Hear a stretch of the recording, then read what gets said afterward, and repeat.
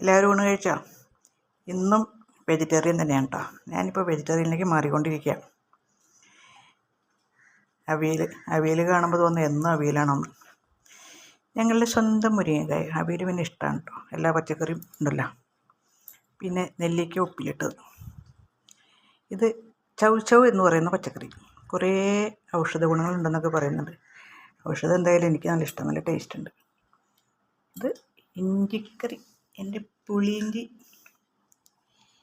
ഇത് ഞങ്ങൾക്ക് തൃശ്ശൂർക്കാർക്ക് സ്പെഷ്യലായിട്ടുള്ള മുതിര കപ്പയ്ക്ക എന്ന് പറഞ്ഞാൽ പപ്പായ. അപ്പോൾ അവിയലിലിട്ടു ഒരു കഷ്ണം, ബാക്കിയുള്ളത് ഇതിലേക്ക് ആക്കി. പിന്നെ ഈ നെല്ലിക്ക ഉപ്പിലിട്ടതിലേ പച്ചമുളക് ഇട്ടത്, കുറച്ച് നെല്ലിക്കയുടെ ജ്യൂസും കൂടി ഇതിൽ വെച്ചിട്ടുണ്ട്. നല്ല ടേസ്റ്റാണ്. നെല്ലിക്കയും വിനാഗിരിയൊക്കെ കാന്താരിമുളകും ഒക്കെ ചേർത്ത് ഉപ്പിലിട്ടത്. അപ്പോൾ ശരി, എല്ലാവരും കണ്ട് ഇഷ്ടപ്പെട്ടല്ലോ.